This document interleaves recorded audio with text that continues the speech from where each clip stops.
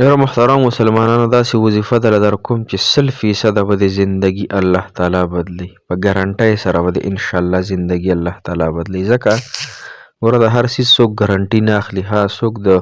ټماټرو ګارانټي هم نه اخلي او انشاءالله زه تاسو ته دا ګارانټي در کوم د الله تعالی په فضل او احسان سره چې دا وظیفه تاسو شروع کړه ستاسو زندگی به 100% ټیکیږي خو په دې طریقه باندې به یې کوئ دومره تعداد سره به دا وظیفه کوئ باقي به انشاءالله ستاسو زندگی الله جل شانه بدلوي او دا 100% نو د خپل زندګۍ د خاطره چې د زندگی ډیره قیمتي ده دا ژوند ډیر ښکلی دی د دې ژوند نه مزې واخلئ او په دې طریقه باندې د خپل زندگی جوړه کړئ نو انشاءالله ستا په زندګۍ کې به هیڅ چرې هم چرته غم او درد پریشانی به رانشي نو محترم مسلمانانو دا داسې وظیفه ده انشاءالله چې ستا غمونه او دردونه به الله تعالی ختم کړي ستا وړې او غټې پریشانۍ به الله تعالی ختمې کړي الله جل شانه به ستا حامی او ناصر مددګار شي په هره تنګۍ کې به الله تعالی ته لار وباسي په هرې پریشانۍ کې به الله تعالی تا سربلنده کوي سرفرازه کوي به دې او الله جل شانه به راته ښکلی ژوند د دنیا نصیب کوي او بل دا چې آخرت په دې هم الله تعالی بهترین سازي نو د خپلې زندګۍ د خاطره که 10 منټه 15 20 منټه وظیفه انسان وکړي نو د خپلې زندګۍ د ښکلي ژوند دپاره یاره زه خو هر څه کوم الحمدلله الله مې د حرامو نه وساتي او د الله تعالی د نافرمانونو مې د الله تعالی وساتي زه خو د خپل خوبصورت زندګۍ دپاره هره وظیفه چې کم یو مولانا راته وښیي الحمدلله کوم خو دا داسې وظیفه ده محترمو چې دا قبول کړی شوې وظیفه ده دا د رحمتونو وظیفه ده دا د برکاتو وظیفه ده دا په ژوند کې د خوشحالو راوستلو وظیفه ده نو انشاءالله دې برکات د دې وظیفې ماته په خپله معلوم دي د دې وظیفې نه زه په خپله واقف یم ځکه مې راته عرض هم وکړ محترمه چې انشاءالله چې په دې طریقې سره دا وظیفه شروع کړه الله تعالی به زندگی بدلی او په احسن طریقې سره به بدلی السلام علیکم ورحمت الله وبرکاته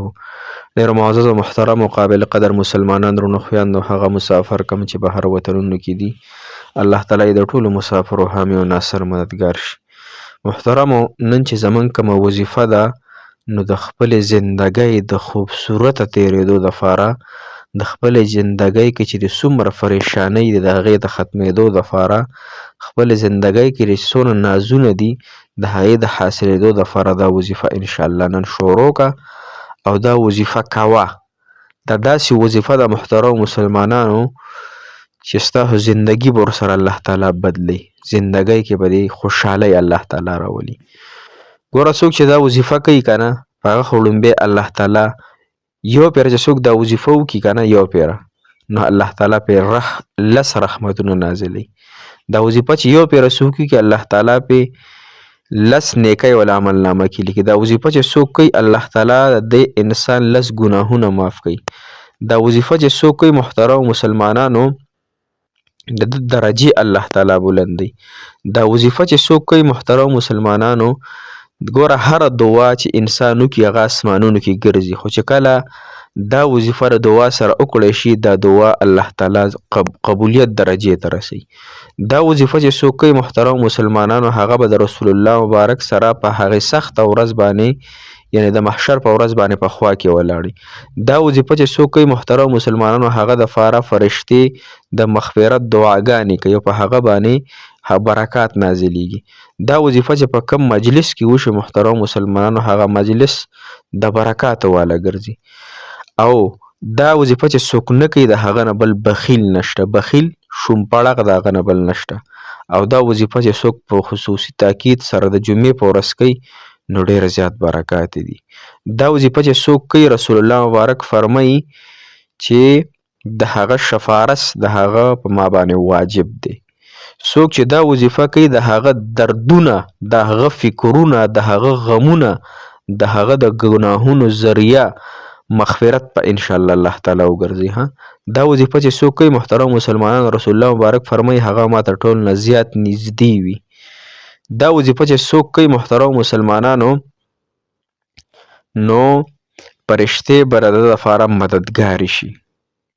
د ده په سفر کې او د په حضر کې به انشاءالله فرشتې د ده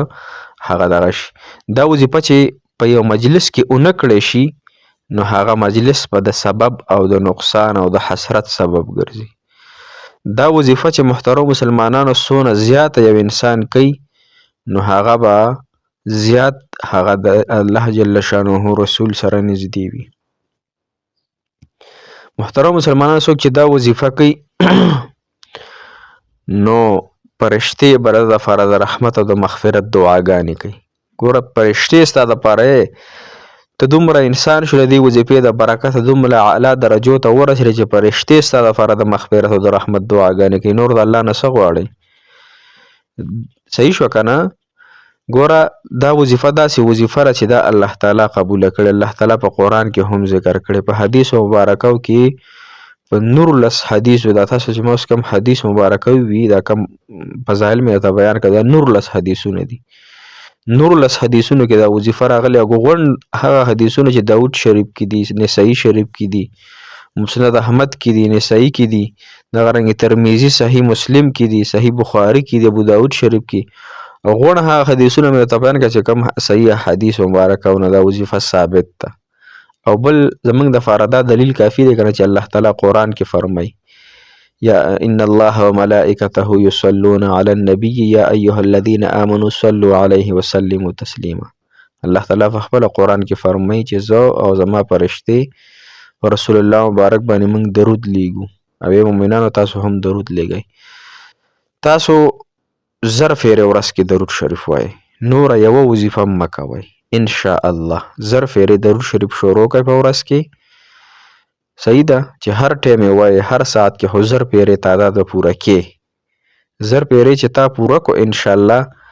ستا 15 ورځې دا عمل ته وکړو چې روزانه ته 1000 پیرې درود شریف په رسول الله مبارک باندې وې په اخلاص سره وې،